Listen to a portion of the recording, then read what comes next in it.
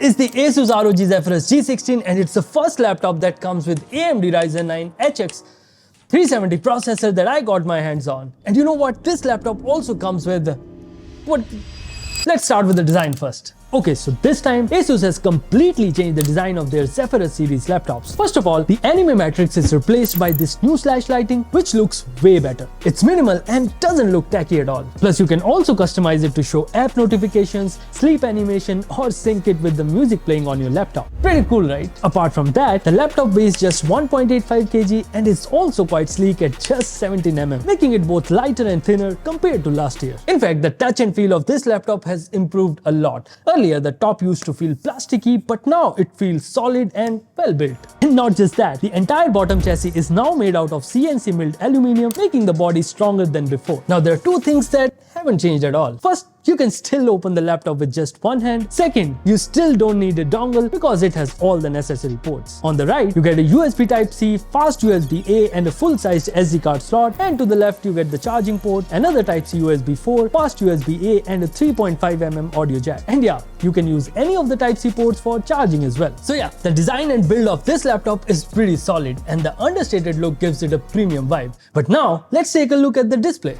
Alright, so this right here is a stunning 16-inch 2.5K 240Hz IPS panel with NVIDIA G-Sync support and a peak brightness of 500 nits. The display gets plenty bright and it's also quite color accurate. In fact, when I first started using this laptop, I genuinely couldn't tell if it was an OLED or an IPS and I had to check with them just to be sure. I also tested the screen for color accuracy and brightness and the results were quite good. The movie watching experience on this laptop is also pretty nice. You get Dolby Vision support and the 6-speaker setup with 4 woofers and 2 tweeters is just amazing. They get very loud without giving up on the sound texture or the bass. All in all, the displays on this laptop is pretty good. If you're a content creator, you get color accurate displays. If you're a gamer, you get fast refresh rate. And if you're into movies, you get very good multimedia experience. And now let's talk about the performance because without that, how will you tell if you can game on it, right?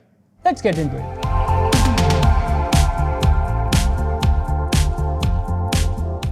Alright, so this laptop is powered by the all-new AMD Ryzen AI 9 HX 370 processor and the performance it offers is really good. This new chipset is based on Zen 5 architecture that is TSMC's 4nm node, so it's much more power efficient and it's also very powerful as it comes with 12 cores and 24 threads with a boost clock speed of 5.1 GHz. You also get the new AMD Radeon 890M integrated graphics card and Ryzen AI NPU with up to 50 TOPS. By the way, the unit that we have with us comes with RTX 4060 with 100W TGP, 16GB LPDDR5X RAM clocked at 7500 MHz and 1TB PCIe Gen 4 SSD. Do note that the RAM is soldered but there's a free SSD slot, so you can increase storage. And to keep all of this cool, there's a liquid metal with these heat sinks and 3 fans inside. In benchmarks, this laptop performs really well, be it in Geekbench, Cinebench R23 and R24 or even PCMark. And these are the scores for Puget Bench, Photoshop and Premiere Pro. And lastly, the storage speeds are also very good.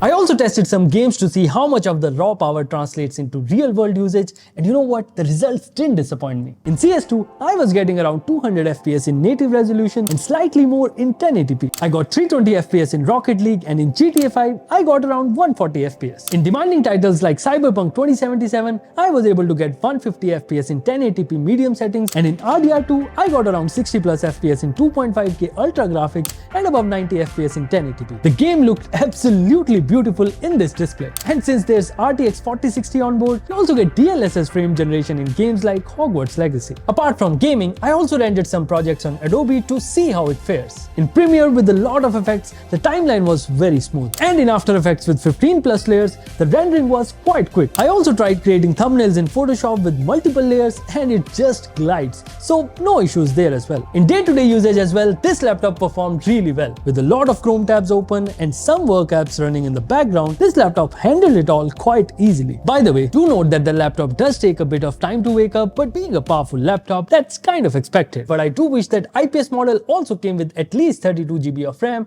just like the OLED variant. Apart from that, there's 1080p webcam on the front with IR face unlock and the video quality is pretty good. I also wanted to test the AI features in the camera app, but the features are not released by AMD as of yet. Other than that, the keyboard offers pretty good travel and the keys are also well spaced out. It's a single zone RGB RGB, but it's bright enough, so that's okay. There's also a co-pilot key here alongside 4 macros on the top, and the power key is glass just like the trackpad. It's 16:10 to match with the display's aspect ratio, so you can glide seamlessly, and the palm rejection is also good. Lastly, there's a 90 Wh battery with 200 watt charging, and you can even charge with the Type-C ports at 100 watt, which is super convenient. I was able to get around 6 to 7 hours from this laptop, but with gaming it'll be less, obviously. But since there's a mux switch which you can control from the Armory Crate app, you can optimize for performance while plugged in and for battery life when you're on the run. By the way, the laptop goes from 0 to 50% in just 30 minutes, and that's quite good. Finally, coming to the pricing, the variant that we have cost 1,94,990 rupees,